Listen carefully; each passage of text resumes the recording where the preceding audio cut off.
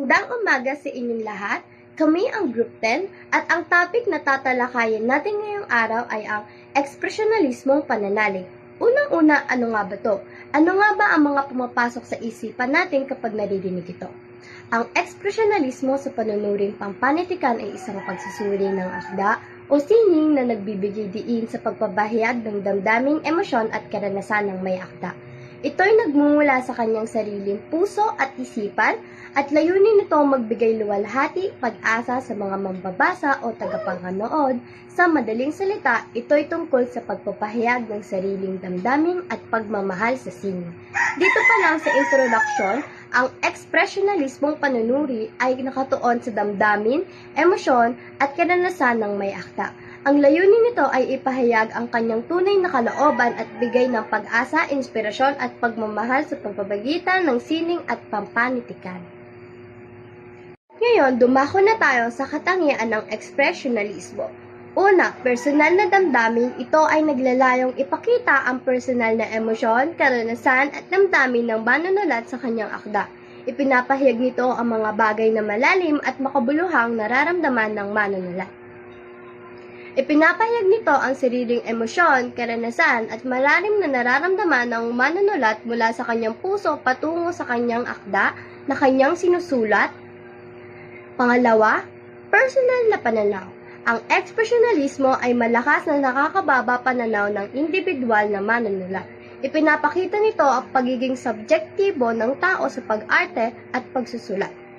Nakabase naman ito sa sariling pananaw ng manunulat. Subjektibo, ito ay nagpapakita ng kanyang natatanging pagtingin sa mundo. Malayang ekspresyon. Ang manunulat ay binibigyang kalayaan na gumamit ng kanilang sariling estilo, wika, at paraan ng pagpapahayag ng walang alinlangan. Ang ibig sabihin po nito ay may kalayaan ng isang manunulat na ipahayag ang kanyang ideya o opinyon sa paraang gusto niya. Ang manunulat ay pwedeng gumamit ng sariling estilo ng pagsusulat, mga salitang gusto niyang gamitin at sariling paraan ng pagpapaliwanag. Hindi niya kailangan na sumunod sa isang format o tuntunin, basta na ipapahayag niya ng malinaw ang mensahe nito. Emosyonal na intensidad.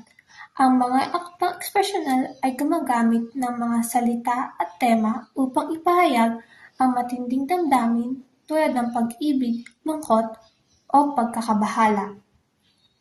Ito naman po ay isang akdang ekspresyonal na puno ng mga malalalim at matinding damdamin. Pinapakita ng manunulat ang kanyang mga emosyon tulad ng lungkot, takot, o pagkakabahala sa pamamagitan ng mga salita at paksa niya. Dahil dito, mas nararamdaman ng mga mambabasa ang mensahe at damdamin na gustong iparating at ipadama ng akda. Pakikipagtunggalian. Maaaring ipakita ng akda ang emosyonal na tunggalian o suliranin na nag-uugnay sa damdamin at karanasan ng manunulat. Ito naman po ay tumutukoy sa kung ano ang nararanasan ng isang tauhan o ng manunulat sa loob ng akda. Ito ay kadalasang may kaugnayan sa kanilang damdamin, isip o personal na karanasan. Dahil dito, naipapakita ng mga tao ang emosyon at mga hamon na kanilang hinaharap. Greetings to everyone, and right now, nandito na tayo sa slide 6, which is pagiging makulay. So, ano bang ibig sabihin ng pagiging makulay dito sa slide na to? Well, gawin na lang natin simple. Gamit ang pagiging makulay, gumagawa sila ng kahit anong sining o obra kung saan mas napapakita nila ang kanilang damdamin o tingin sa isang bagay at na i-express din nila ang kanilang sarili. Kasi hindi naman lahat verbally nag-express ng sarili gawa nahihiya sila or something. Kaya yan, ginagawa na lang nila is nagdodrawing sila or nagawa sila ng film. Kasi yun yung way nila ng expression ng opinion and sarili nila.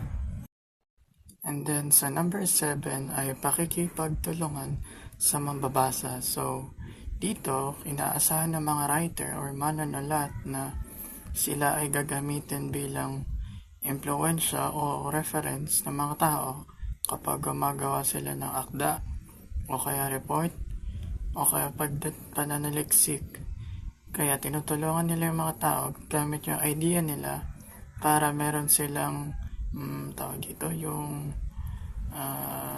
pundasyon para dun sa ginagawa nilang artikulo. Kada may ginagawa silang panunulat o pagiging expressional.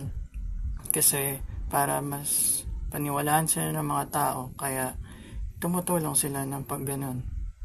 And then sa number 8, similar lang siya dun sa number 7. Kasi this time, pag-ibig sa critical na pag-aaral. So katulad ng sinabi ko, yung isa ginagamit na reference, tama? Which is dito, same din. Total critical na pag-aaral. So, kukuha sila ng idea, then itatry nilang pag-isipan yun para palawakin pa yung idea. Kaso, ilalagay pa rin nila yung author o yung gumawa ng ideya at akda para hindi sila magkaroon ng problema dun sa ginagawa nila. Total, kumukuha sila ng ideya. Ngayon, narito na tayo sa huling parte, mga halimbawa ng akda sa ekspresyonalismo. Ang tren ng kahapon ni Amando B. Fernandez nagpapahayag, pagpaalala, damdamin at pagbabalik tanaw. Mga piling kata at tula ng Jose Corazon de Jesus, si Jose Corazon de Jesus o Joseng Batute. Nagpapahayag ito ng pagbubuhos ng puso, lungkot, pag-asa at buhay. Mga piling tula ni Alejandro Abadilla, malayang damdamin at sariling pananaw. Pag-ibig sa tinubuang lupa ni Andres Bonifacio, pagpapahayag naman ito ng matinding pagmamahal sa bayan at handang pag-alay ng buhay sa bayan. Huling paalam ni Jose Rizal, ang kanyang huling pag-ibig at pag-alay ng buhay para sa bayan.